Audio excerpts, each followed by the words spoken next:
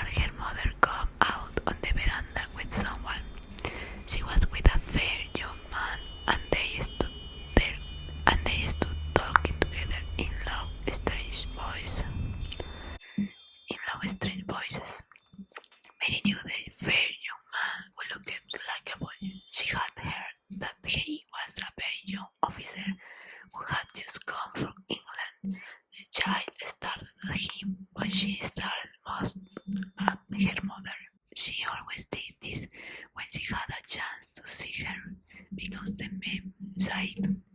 Mary used to call her that of the earth than anything else, was such a tall, a slim, pretty person, and wore such lovely clothes.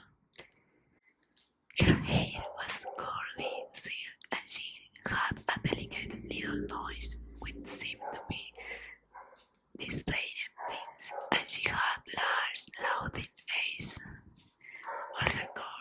All her clothes were thin and floating, and many say they were full of lace. They looked full of lace that ever this morning, but her eyes were not loading at all. They were large and scared, and lifted imploringly of the fair voice of his face. It is so very bad to see, Mary heard her say. Now let's make soft spoken. Awfully, the young man answered in a trembling voice. Awfully, Miss Lennox, you ought to have gone to the hills 2 weeks ago. The Mem Sahib wrung her hands. Oh, I know, she cried. I only stayed to go to that silly dinner party. What a fool I was. At that very moment, such a loud second of wailing broke out from the servants' quarters that she clothed the young man's arm, and Mary stood shivering from head to foot. The wailing grew wilder and wilder. What is it? What is it? Miss Lennox gasped. Someone has died, answered the boy officer. You did not say it had broken off among your servants. I didn't know. The maid Sahib cried, come with me, and she turned and ran into the house. After the appalling things happened, the mysterious of the morning was explained to Mary.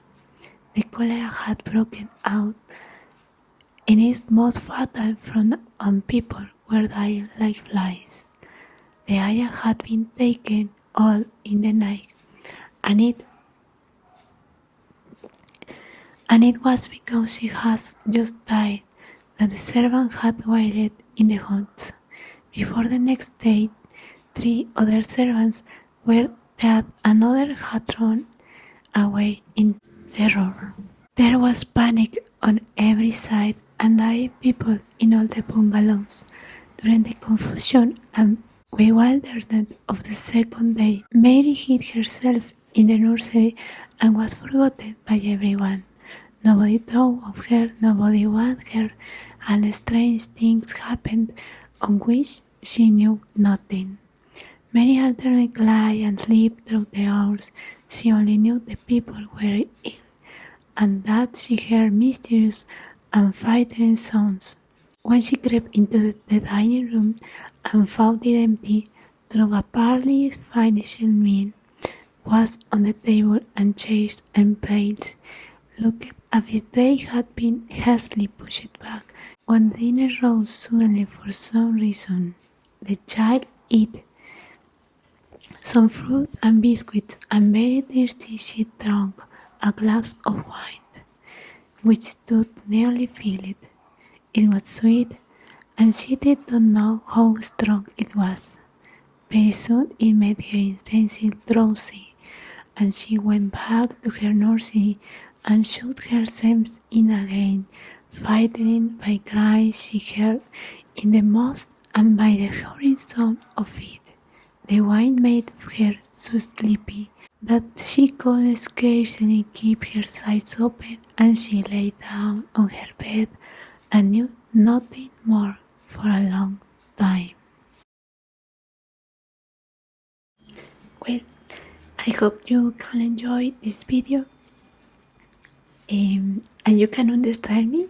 Sorry for my English and my accent. The important thing is you can relax. So